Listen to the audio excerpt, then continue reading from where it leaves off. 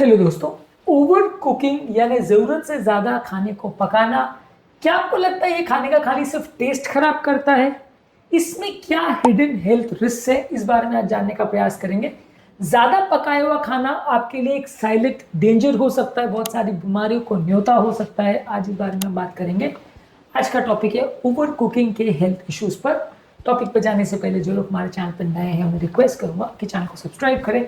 हमारे चैनल का पर्पज़ है हेल्थ एजुकेशन के द्वारा लोगों को हेल्दी बनाना। इस मिशन में आप हमारे सहभागी बन सकते हैं चैनल को सब्सक्राइब करके, वीडियोस को लाइक करके, चैनल को शेयर करके।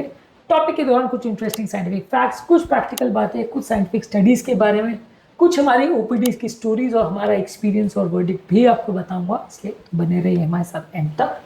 चलिए शुरू करते हैं हमारे साथ हेल्थ का सफर। क्या आपको कभी ओवर कुक खाना खाने के बाद इनडाइजेशन या ब्लोटिंग का प्रॉब्लम हुआ है? कमेंट सेक्शन में लिख के हमें बताएं। यदि आप किसी खाद्य पदार्थों को ओवर कुक करते हैं तो वो उसके इसेंशियल न्यूट्रिएंट्स को खराब कर देता है, खासकर विटामिन बी और विटामिन सी के कॉम्प्लेक्सेस को।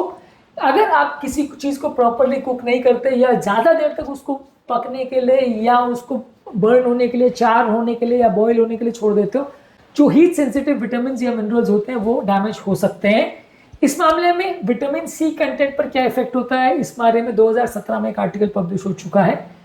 इसके अलावा हाई हीट कुकिंग या प्रोलॉन्ग कुकिंग करने से हार्मफुल कंपाउंड्स खाद्य पदार्थों में बन सकते हैं, जिसे एडवांस ग्लाइकोसाइलेशन एंड प्रोडक्ट्स यानी एजीई बोलते हैं या अक्रेलामाइड बनते हैं, जिससे बॉडी में क्रॉनिक डिजीज जैसे BP, sugar, cholesterol, metabolic problems और ऑक्सीडेटिव स्ट्रेस बढ़ सकता है और इससे बहुत सारी तरह की बीमारियां बन सकती हैं।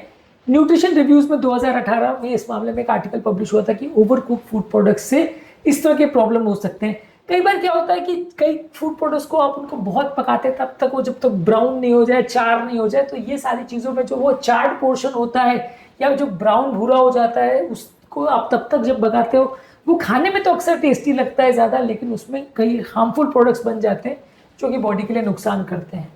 इसके अलावा प्रोटीन रिच फूड प्रोडक्ट को यदि आप ओवर कुक करते हैं तो उनका डाइजेशन खराब हो जाता है, जिससे उनका बायोअवेलेबिलिटी प्रोटीन की कम हो जाती है। खासकर नॉन वेजिटेरियन फूड्स को यदि आप बहुत ज़्यादा पकाते हैं तो उसके प्रोटीन डीनेचर हो जाते हैं और वो बॉडी में जाके जो फायदा देना चाहिए वो नहीं कर पाते हैं। रिसेंटली हमारे पास एक पेशेंट आए थे जिनको ब्लोटिंग और इंडाइजेशन का प्रॉब्लम था। वो ओवर कुक मीट्स पकाने और खाने के शौकीन थे, उनको ज़्यादा चार करके या ग्रिल करके खाते थे, जिसको हमने जब चेंज किया तो बिना दवा के उनकी इंडाइजेशन और ब्लोटिंग की प्रॉब्लम में उनको सिग्निफिकेंट फायदा मिला। इसके अलावा ओवर कुकिंग करने से खाद्य पदार्थों में जो एंटीऑक्सीडेंट बेनिफिट होता है, ये बेसिकली कुछ ऐसे तत्व होते हैं जो बॉडी में हार्ट बीमारी और कैंसर की बीमारी से आपको प्रोटेक्ट करते हैं।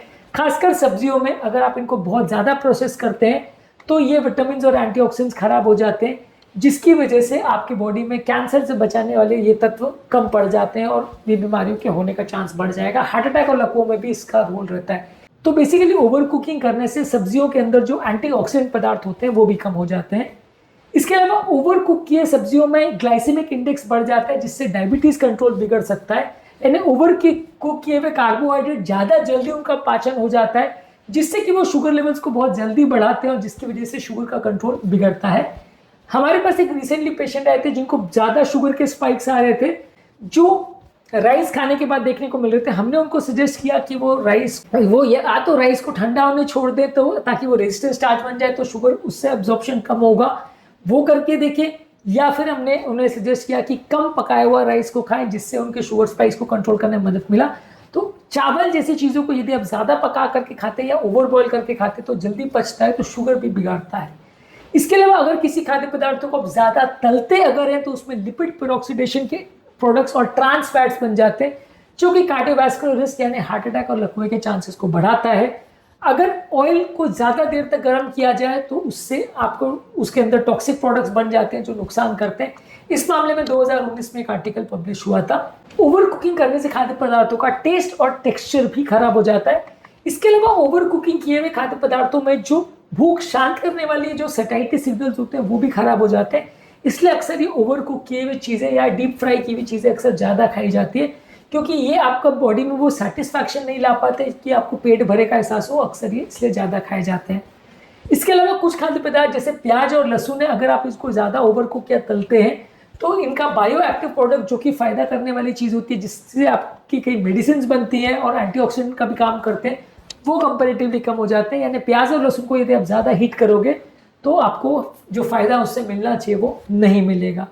इसके अलावा अगर ओवर कुकिंग आप किसी चीज़ को लंबे समय तक करते तो धीरे धीरे करके बॉडी के ऑक्सीडेटिव स्ट्रेस को, इन्फ्लेमेशन को और मेटाबॉलिक प्रॉब्लम्स को बढ़ाता है, जिससे BP, sugar, cholesterol, kidney problem, ये सारी चीज़ें बढ़ती है, ब्रेन की प्रॉब्लम्स भी बढ़ती हैं।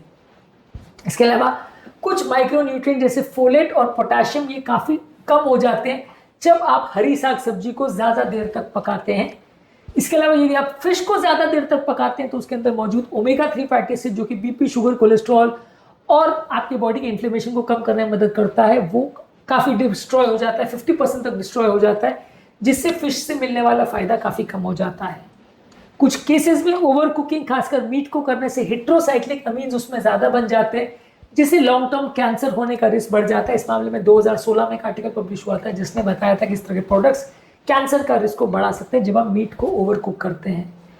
इसके अलावा यदि आप सूप को, ब्रॉथ को या स्ट्यूज को अगर बहुत ज़्यादा हाई टेम्परेचर में पकाते हैं तो उसके अंदर मौजूद अच्छे पॉलीफिनॉल्स और फ्लेवोनॉइड्स जो कि बॉडी में फ़ायदा करते हैं वो कम हो जाते हैं। इससे आपको हेल्थ बेनिफिट जो उससे मिलना था वो कम हो जाता है और वो कई बार नुकसानदायक भी बन सकते हैं।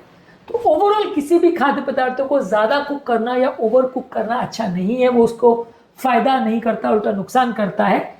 विटामिन और मिनरल्स उसके कम हो जाते हैं, उसके अंदर के एंटीऑक्सीडेंट तत्व कम हो जाते हैं, उससे डाइजेशन जो इम्प्रूव करना चाहिए वो कम हो जाता है, कैंसर का रिस्क बढ़ जाता है, शुगर और हार्ट की हेल्थ को वो नुकसान करता है, टॉक्सिक कंपाउंड्स उसमें बन जाते हैं जो कि हार्ट अटैक और लकवे के और कैंसर के रिस्क को बढ़ाता है।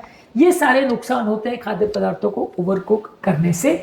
यदि आपके परिवार में या आपके घर में कोई चीज़ों को ओवर कुक किया जाता है या उसको पूरी तरह से चार करके खाया जाता है या पूरा भूरा करके उसको तल के लिया जाता है तो कमेंट सेक्शन में लिखकर हमें बताएं। उम्मीद करूंगा कि आज के टॉपिक में कुछ नई बातें जानने को मिली हो। जो लोग हमारे चैनल पर नए हैं उन्हें रिक्वेस्ट करूंगा कि चैनल को सब्सक्राइब करें। हमारे चैनल का पर्पज़ है हेल्थ एजुकेशन के द्वारा लोगों को हेल्थी बनाना और इस मिशन में आप हमारे सहभागी बन सकते हैं। चैनल को सब्सक्राइब करके आपके कमेंट्स हमें जानने में मदद करते हैं कि आपको हमारा कंटेंट कैसा लग रहा है, प्लस हमारे लिए मोटिवेशन और इंस्पिरेशन का भी काम करते हैं।